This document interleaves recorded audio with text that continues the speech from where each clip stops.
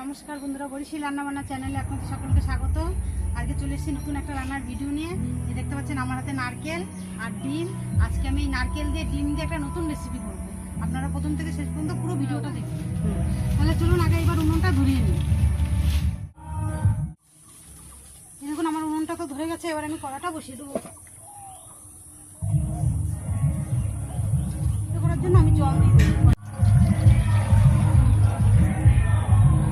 এবার আমি এক করে ঠান্ডা জলে ডিমগুলো দিয়ে দেবো।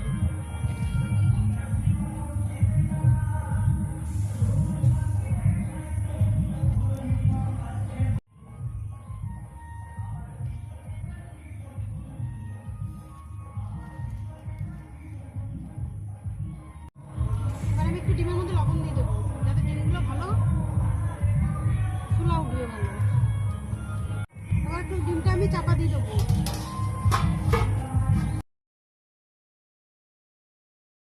ডিমটা তো সিদ্ধ হতে থাক, আমি ততক্ষণ এই যে নারকেলটা ছুলে নিই।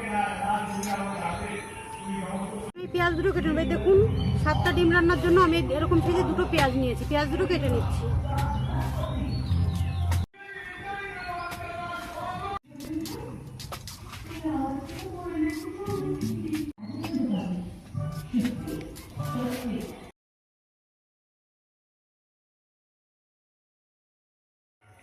দেখুন আমি আদা রসুন তো ছুলে নিয়েছি। এবার আমি একা করে মশলাগুলো সব বেটে নেব। আজকে সব আমি গোটা মশলাই বেটে দেবো শিলে, কিছু গুঁড়ো মশলা দেবো না। প্রথমে আমি বেটে নেব জিরে আর ধনে।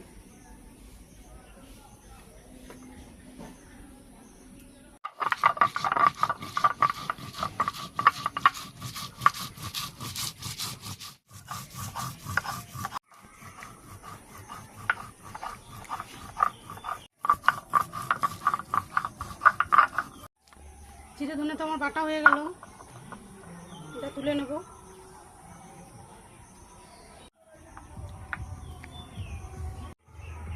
এবার আমি 4টে কাঁচা লঙ্কা আর 6টা শুকনো লঙ্কা বেটে নেব।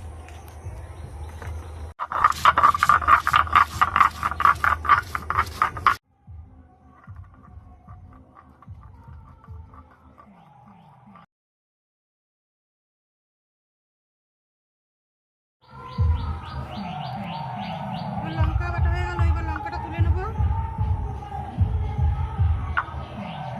দেখুন আমি কত সুন্দর মিহিন করে লঙ্কাটা বেটেছি। এই রান্নাটা করার জন্য সবসময় মশলা মিহিন করে বাটা লাগবে। আদা রসুন বেটে নেব।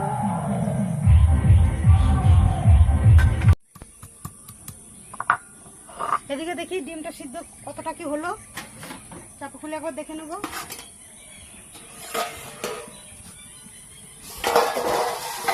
এই দেখুন ডিমটাও সিদ্ধ হয়ে গেছে, ডিমের গাগুলো সব ফেটে গেছে।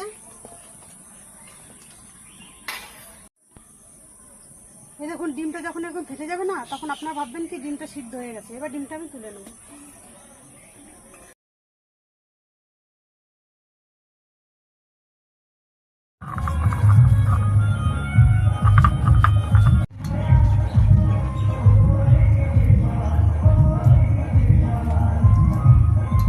একটু নুন দিয়েছি বলে দেখুন কি সুন্দর ডিমের চুলাগুলো উঠে যাচ্ছে। আপনারা যখন ডিম সেদ্ধ করবেন না, একটু নুন দিয়ে দেবেন। আর যদি ভিনিগার থাকে একটু ভিনিগার দেবেন, ভিনিগারটা খুব সুন্দর ডিমটা ছোলাটা উঠে যায়।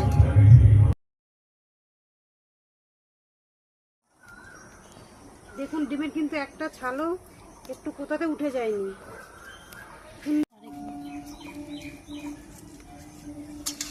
খুব সুন্দর করে ডিমের খোসাগুলো উঠে গেল। দেখুন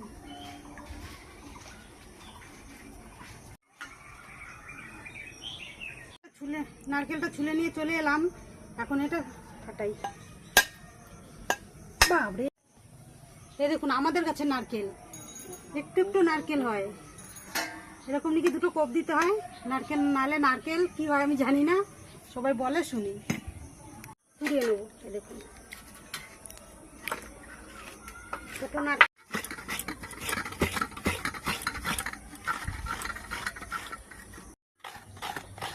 নারকেলটা কিন্তু খুব সুন্দর, নারকেলটা কিন্তু খুবই নরম।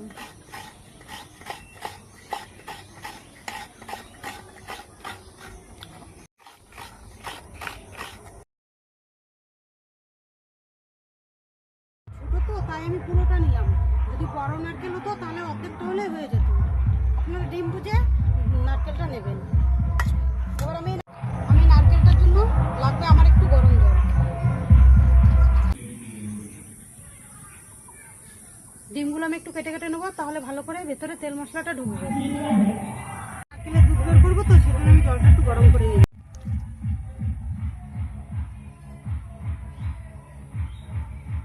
এবার আমি ডিমে একটু লবণ হলুদ মাখিয়ে নেব। লবণ হলুদ দিয়ে কড়াই তো গরম হয়ে গেছে, কড়াইতে দিয়ে দেবো সরষের তেল।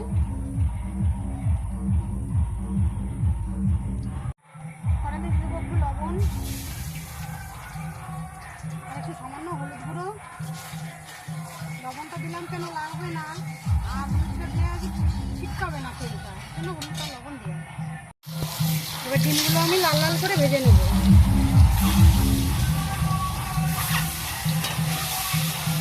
নারকেলগুলো গরম জলে দিয়ে দেবো।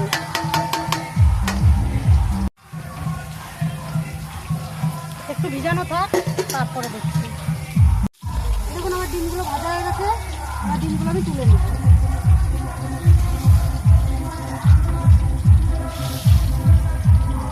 এবার কড়াইতে দিয়ে দেবো আরেকটু তেলের মধ্যে আরেকটু সর্ষের তেল দিয়ে দেবো ফোড়ন করার জন্য। সর্ষের তেল, তেজপাতা ছিঁড়ে দুভাগ করে দিয়ে দিয়েছি। আর দেবো দুটো শুকনো লঙ্কা, একটু জিরে, এলাচ, লবঙ্গ আর দারচিনি।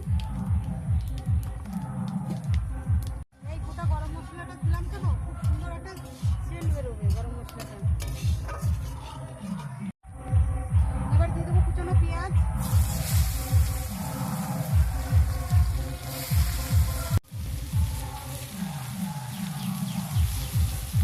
পেঁয়াজগুলো একটু লাল লাল করে ভেজে নেবো।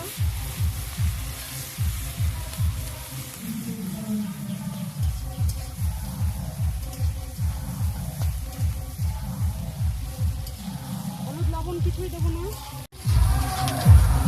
হলুদ লবণ কিছুই এখন দেবো না। পেঁয়াজটা একটু নরম নরম হবে, তারপরে হলুদ লবণ একসঙ্গে সব মশলা দিয়ে তারপরে কষাবো।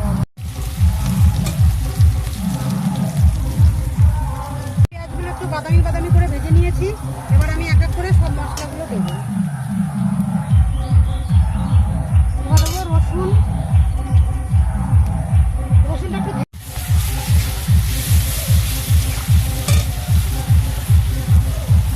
আদা বাটা, আদা রসুনের কাঁচা গন্ধটা একটু যাবে, তারপরে অন্য মশলা দেবো।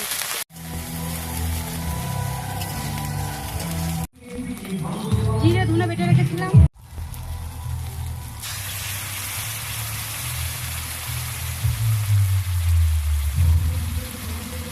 হলুদ গুঁড়ো, লবণ,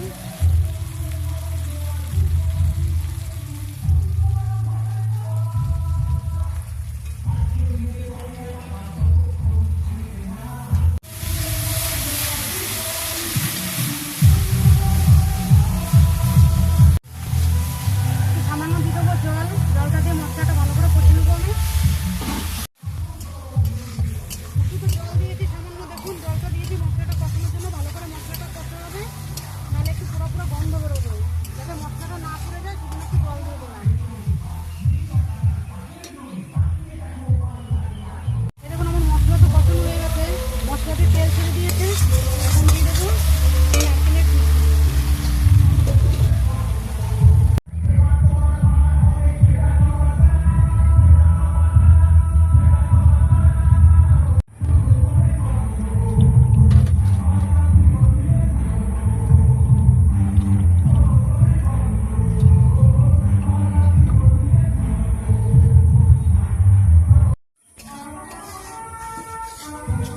নারকেলের দুধটা একটু গরম জলে ভিজে নিয়েছিলাম, কি সুন্দর দুধটা বেরিয়েছে দেখুন।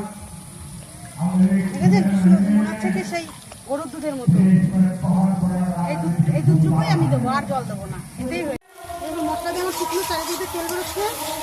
এবার আমি দুধটা দিয়ে দিলাম। এবার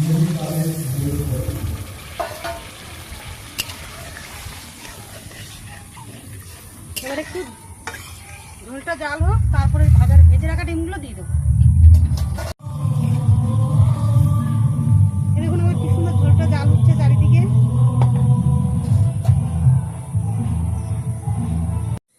দেখুন আমার ঝোলটা কি সুন্দর পুরো ফুটে গেছে। আর এবার আমি একটু ডিমগুলো দিয়ে দেবো।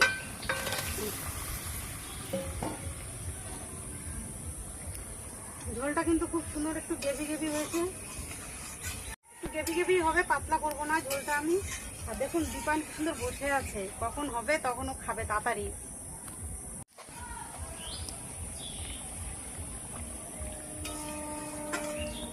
হয়ে এসছে প্রায়, আরেকটু হলে নেমে।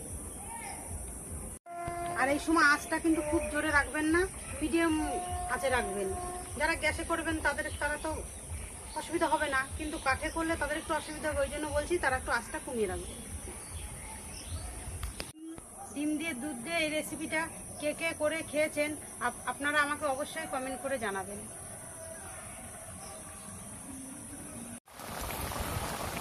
এই দেখুন চারিদিকে কি সুন্দর গুটগুট করে ফুটছে তরকারিটা। এই তরকারিটা ফুটা মানেই তরকারিটা হয়ে গেছে। এখন আমি তরকারিটা নামিয়ে দেবো।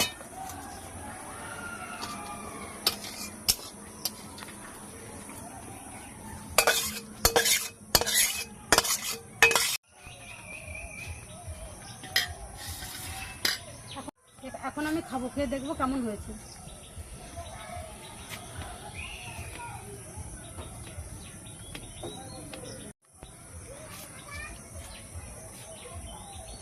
দারুণ সুন্দর হয়েছে কিন্তু রেসিপিটা।